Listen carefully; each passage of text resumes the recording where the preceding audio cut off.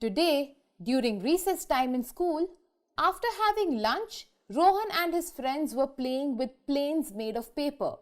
For making planes, they had torn the papers from their notebooks. Suddenly, the teacher entered the classroom. The teacher informed the students that they should not waste paper like this. She added, we should save paper because it takes approximately 17 full-grown trees to produce 1 ton of paper. Rohan immediately asked, how do we make paper from a tree? The teacher explained that it is a man-made change where wood is processed in factories to make paper. Rohan questioned what man-made changes are. The teacher explained that there are so many changes occurring every moment around us. The changes that occur naturally are called natural changes. Take for example, the growth of trees is a natural change. But making paper from trees is not a natural change. It is a man-made change as it is brought about by man. Formation of rainbow and blooming of flowers are some examples of natural changes, whereas cutting down trees and plucking flowers are man-made changes. The teacher explained the different changes. She mentioned changes which take a long time are called slow changes and those which occur in less time are called fast changes. Rohan immediately asked, is tearing of a paper a fast change and growth of trees a slow change? Smiling, she replied, correct.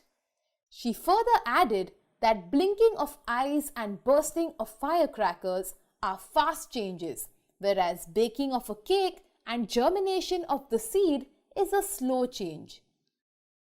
The teacher then asked, can a burnt piece of paper be brought back to its original form? All the students in chorus said no, to which the teacher explained, the changes which cannot be brought back to their original form are called irreversible changes, and the ones which can be brought back to their original form are called reversible changes. Melting of ice and blowing up a balloon are reversible changes, whereas bursting of balloon and cutting of vegetables and fruits are irreversible changes. Taking the discussion further, the teacher asked students, will planting more trees be useful or harmful to the environment? Rohan was quick to answer that it will be useful. Agreeing to it, the teacher said, the changes which are useful to us and the environment are called desirable changes, and the harmful ones are called undesirable changes. Making of curd from milk and ripening of fruits are desirable changes. Rohan and his friends were amazed to know so many types of changes that take place everywhere and every moment around us. You can also try to classify some changes that take place every moment around us. Bye.